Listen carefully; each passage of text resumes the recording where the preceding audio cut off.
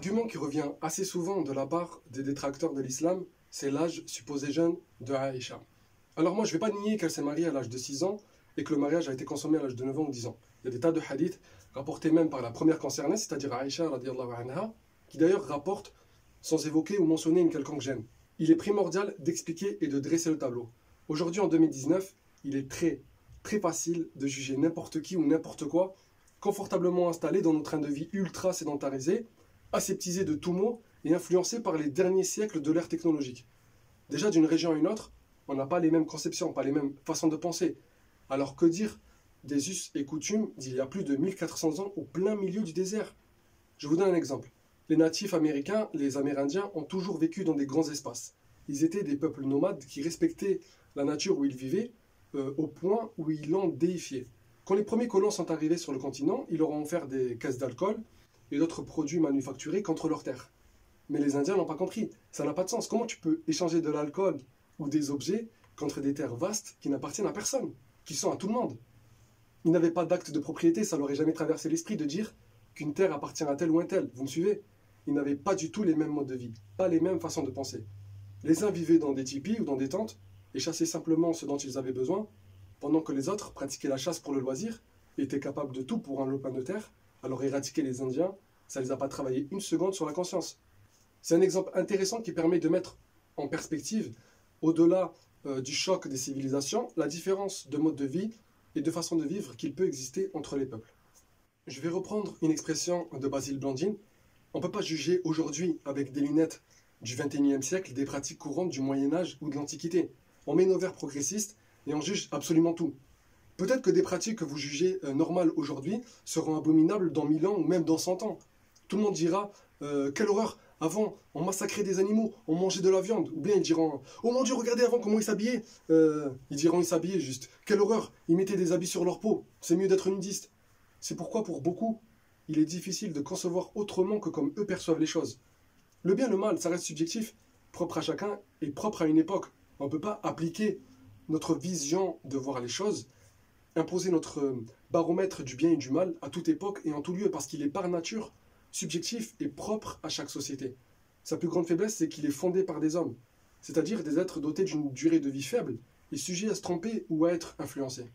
Pour en revenir à Aïcha, tous les ennemis, observateurs, historiens non musulmans ont eu connaissance des moindres faits et gestes du prophète Mohammed sallallahu alayhi wa sallam.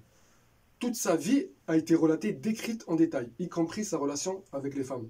Donc si quelqu'un voulait le nuire ou le salir, vous comprenez bien que c'est le sujet numéro 1 qui aurait été abordé.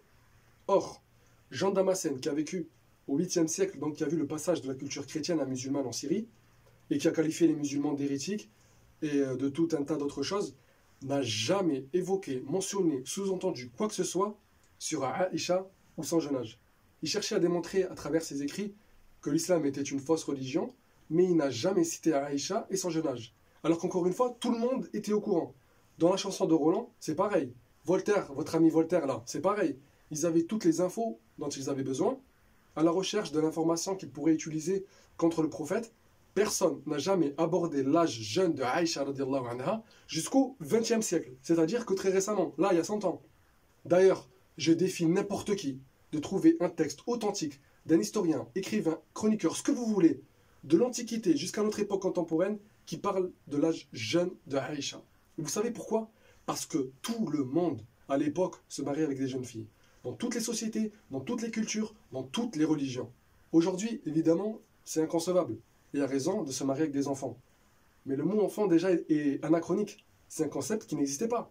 Les enfants n'existaient pas. Ils sont arrivés en 1850, pas plus. Bon, je grossis le trait volontairement pour que vous compreniez, mais c'est la vérité. Il n'y a qu'à lire les travaux d'anthropologie de l'enfance de David Lenty. Le terme d'enfance ou d'enfant n'a de sens qu'aujourd'hui.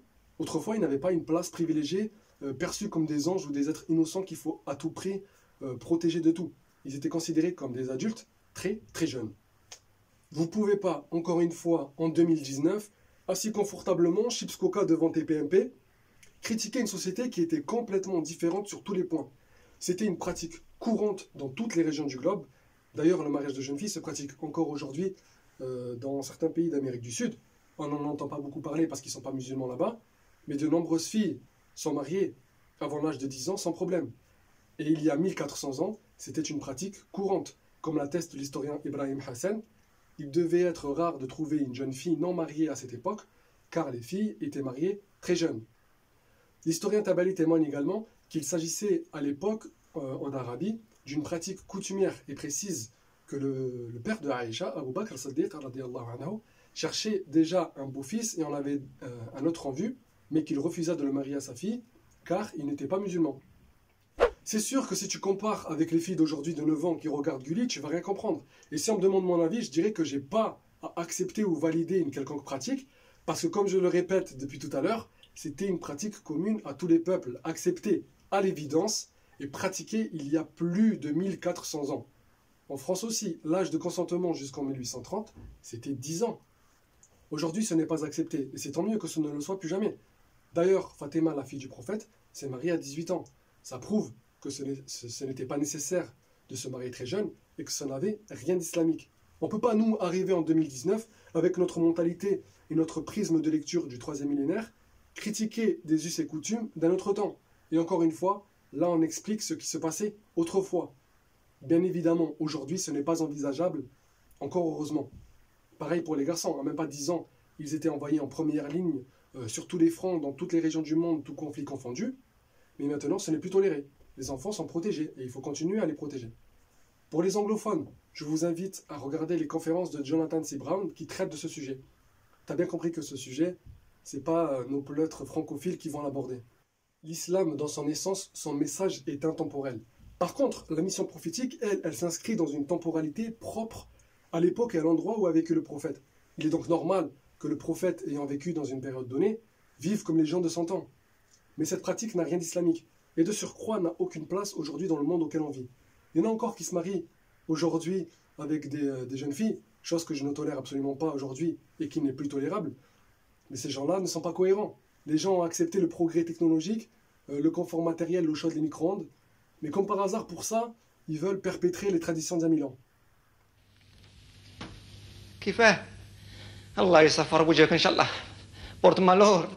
Encore une fois, mélangez pas message de l'islam égale intemporel et mission prophétique, vie du prophète qui s'inscrit généralement dans une temporalité propre à cette époque.